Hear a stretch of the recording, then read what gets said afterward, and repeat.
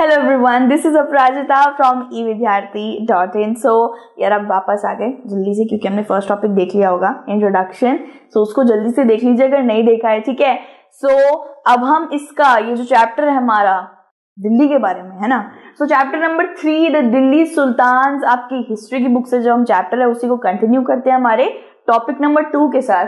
So finding about the Delhi Sultans, ये हम topic start करने जा रहे हैं। जल्दी से स्टार्ट करते हैं यार, किस बात की देरी। So Persian was used as a language under Delhi Sultans and we can see many historical inscription coins architecture. So आप जानते हैं कि राजपूतों के बाद पर्शियन टर्किश रूलर्स आए थे, मुगल आ गए थे, तो वो लोग पर्शियन लैंग्वेज बहुत यूज करते थे। अब यहाँ पे राजपूतों के बारे में इतनी ज्यादा बात इसलिए नहीं हुई क्योंकि दिल्ली राजपूतों के अंडर काफी कम समय तक रही है और मुगल और टर्किश रूलर जितने भी थे उनके अंडर बहुत ज्यादा देर तक रही है। सो पर्शियन लैंग्वेज का काफी ज्यादा असर मिलता है हमें दिल्ली के अंदर।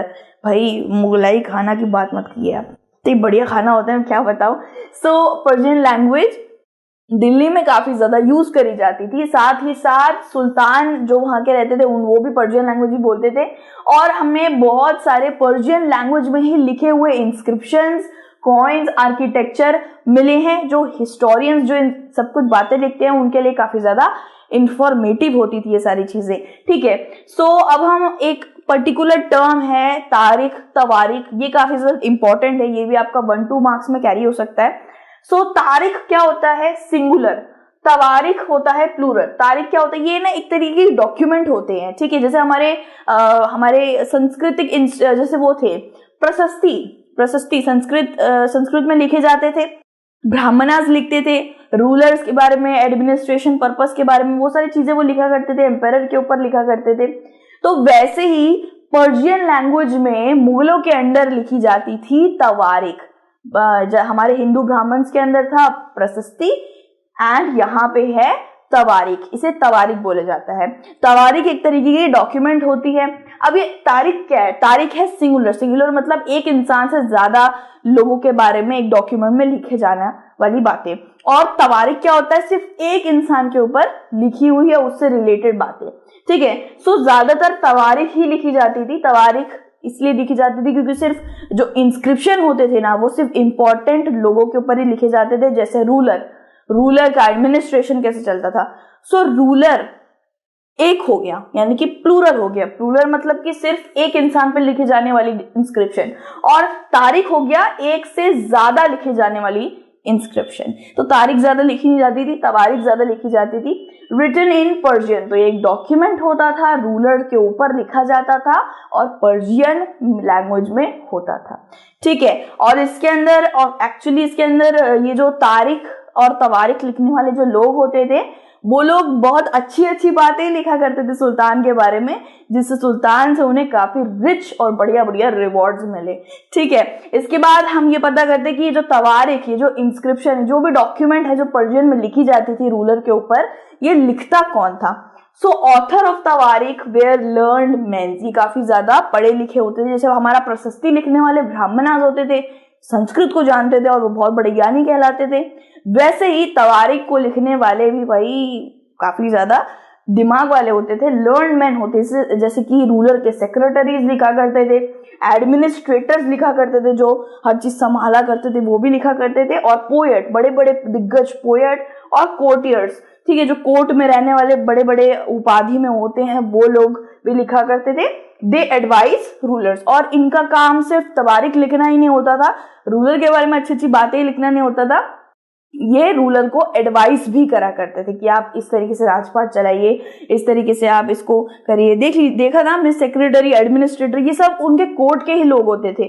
तो तवारीख भी लिखा करते थे और जो रूलर होता था उसको एडवाइस भी दिया करते थे, ठीक है। सो जैसे कि मैंने बताया कि हिस्टोरियंस को कहाँ से इतनी ज्यादा अच्छी रिच नॉलेज मिली है, तो मुगलों के वक्त पे कॉइन से एंड आर्किटेक्चर से, साथ ही साथ बड़े मॉन्यूमेंट्स को देख के नॉलेज मिली है। Persian language was detected with the help of these inscription, coins and monuments. तो पर्शियन लैंग्वेज उस वक्त पे यूज होती थी, सबसे ज्यादा एक्सटेंसिवली यूज होती थी। ये हमें कैसे पता चला है? ये हमें ये सारी चीजें देख के ही पता चला है। कुछ इस तरीके से देखिए कॉइन, देखिए कॉइन में ऑब्वियसली हिंदी तो लिखी नहीं है, चाइनीज भी नहीं लिखी है, ऑब्वियसली पर्शियन लैंग्वेज का यूज हुआ है, अरेबिक। एंड यहाँ पे आप देख सकते हैं ये जो एक मॉन्यूमेंट है इसके अंदर भी नक्काशियां करी गई हैं, कुछ इस तरीके से ऐसे ऐसे करके लिखा गया है। तो इस मॉन्यूमेंट को ये एक्चुअली ये हमारा कुतुब मीनार की मैंने फोटो ली है।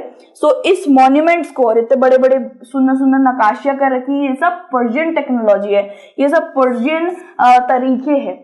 सो इसी से हिस्टोरियंस जो थे उन्होंने डिटेक्ट किया कि पर्शियन लैंग्वेज उस वक्त पे सबसे ज्यादा मात्रा में यूज होती थी। ठीक है, उसके बाद मैं आपको तवारीख की जरा फुटेज दिखा देती हूँ, फोटो। सो तवारीख कुछ इस तरीके का दिखता था, इसमें सब अच्छी अच्छी बातें लिखा करते थे, फोटोज भी गैदर करते थे जो तवारीख लिखा करते थे, और ये पर्शियन लैंग्वेज में आपको दिखी रही होगी। ठीक है, इसके बाद आपको मैं पर्शियन लैंग्वेज का भी ग्लिम्स दिखाना चाहती हूँ कि कुछ इस तरीके से पर्शियन लैंग्वेज दिखती है। ठीक है, और ये मॉडर्न नहीं, मेडिवल पर्शियन यूज करी जाती थी। और ऑथर, तवारीख के ऑथर कौन होते थे आप जानते हैं, पोएट्स होते थे। पोएट्स पहले से ही बहुत ज्यादा पढ़े लिखे होते थे। सेक्रेटरी, जो उस वक्त पे रूलर के सेक्रेटरी होते थे, वो लिखा करते थे तवारीख, उनके बारे में लिखा करते थे। एडमिनिस्ट्रेटर्स भी होते थे, और ये सारे के सारे लोग रूलर को एडवाइस भी करा करते थे। साथ ही साथ एक ट्विस्ट आ गया है इसके अंदर। देखिए आपकी जो बुक है ना उसके अंदर बहुत सारे इंपॉर्टेंट बॉक्सेस हैं जिसके अंदर से भी कभी कभार क्वेश्चंस आ जाते हैं, और मैं नहीं चाहती यार कि आप एग्जाम टाइम में ऐसे करके बैठे रहो कि यार मेरे 2 मार्क गए, क्योंकि मुझे इसके बारे में कुछ भी नहीं पता। सो ये जो भाई हमारे अखाड़े में ना सारी चीजें पता होनी चाहिए, मेरे सारे चुनु मुनु उसको सब पता होना चाहिए। ठीक है, बिकॉज आप मेरे दिल के बहुत करीब हो। सो इम्पॉर्टेंट बॉक्सेस तो मैं पक्का करा के रहूंगी। ठीक है, so the circle of justice, ये हमारा पहला इंपॉर्टेंट बॉक्स आ जाता है इस टॉपिक का। इसको जरा सा कर लेते हैं, छोटा सा है। So Fakhr Mudabbir wrote in the 13th century. Fakhr Mudabbir, ठीक है, ये एक तरीके के आई थिंक पोएट रहे होंगे। इन्होंने 13th सेंचुरी में लिखा हुआ, या तो क्रॉनिकलर रहे होंगे तो पोएट रहे होंगे।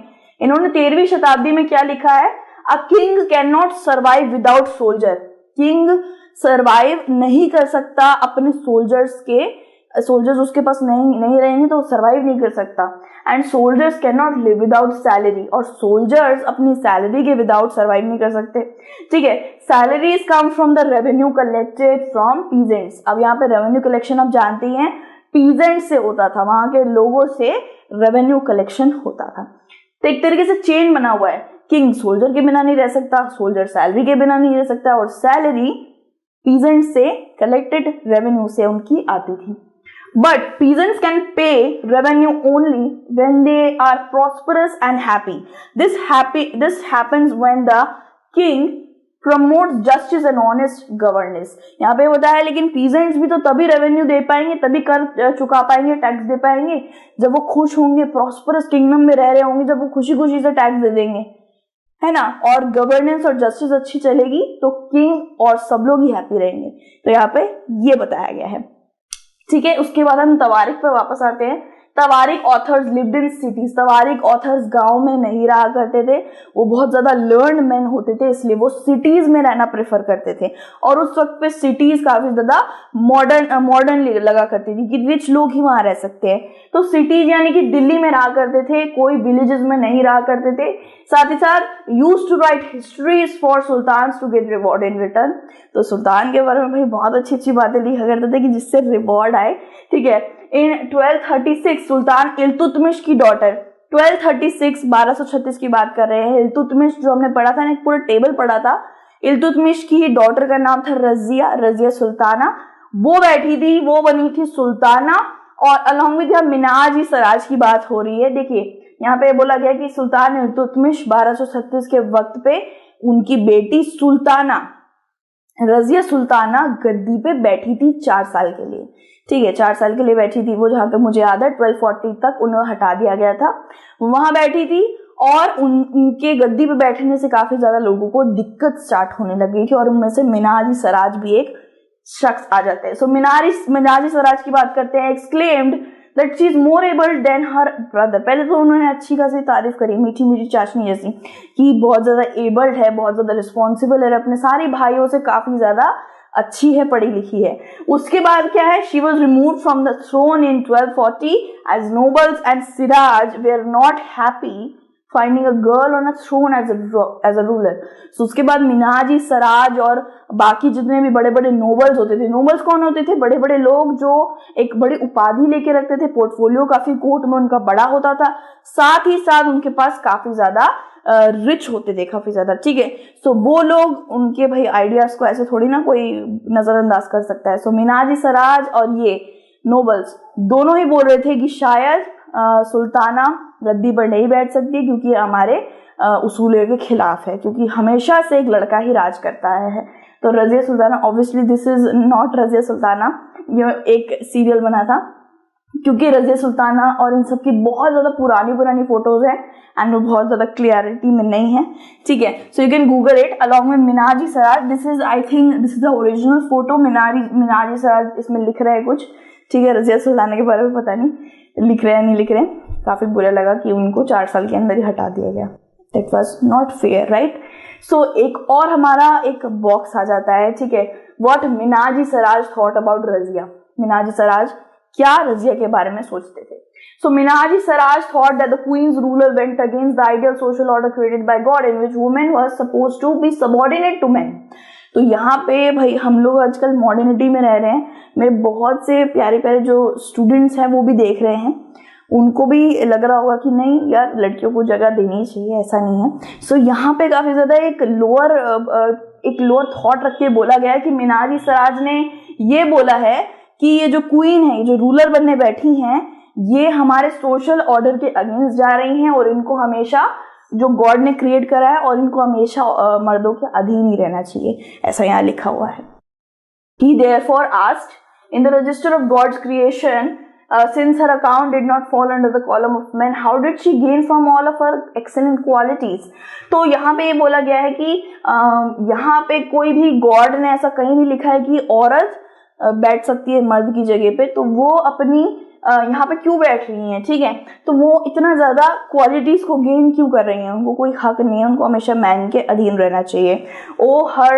On her inscription in coins, Razia mentioned that she was the daughter of Sultan Iltutmish। तो बहुत से inscriptions and coins में खुद रजिया सुल्तान ने ये बोला है कि मैं इल्तुतमिश की डॉटर हूँ, वो एक सुल्तान है। This was in contrast to the queen Rudrama Devi 1262-1289 of the Kalakattiya dynasty of Warangal, part of modern Andhra Pradesh. Rudrama Devi changed her name on her inscription and pretended she was a man। तो सिर्फ रजिया सुल्तान ही throne पे बैठने के लिए लड़ी नहीं है, बहुत सी ऐसी औरतें हैं जो उस वक्त पे थ्रोन पे बैठने के लिए फाइट कर रही थी, जैसे कि रुद्रमा देवी कलकत्ता से आई थी, आंध्र प्रदेश की, वहां पे शायद रूलर रही हैं, ठीक है। उन्होंने अपना नाम ही चेंज कर लिया और अपना नाम एक मर्द के नाम पे रख लिया, लाइक मर्दानी नाम रख लिया, ठीक है। अनदर क्वीन दिद्दा, एक और क्वीन की बात कर रहे हैं, दिद्दा की बात कर रहे हैं। ये कश्मीर में 980 से लेके 1003 तक इन्होंने रूल करा है। हर टाइटल इज इंटरेस्टिंग, उनका टाइटल काफी ज्यादा इंटरेस्टिंग है। इट कम्स फ्रॉम दीदी और एल्डर सिस्टर। उनको दिद्दा इसलिए बोला जाता है क्योंकि वहां के लोग उन्हें एल्डर सिस्टर भी बोला करते थे। And obviously affectionated term given to a loved ruler by her subjects. तो यहाँ पे जो कश्मीर में जो दिद्दा रूल करके गई हैं, इनको काफी ज्यादा इनके सब्जेक्ट्स ने प्यार दिया है, लेकिन रजिया सुल्तान ज्यादा देर तक नहीं टिक पाए क्योंकि बहुत से लोगों ने उनके खिलाफ बातें स्टार्ट कर दी दैट हमारे गॉड ने ऐसा कहीं नहीं लिखा है कि एक रूलर लड़की बन सकती है, आपको सबऑर्डिनेट ही रहना पड़ेगा मैन से।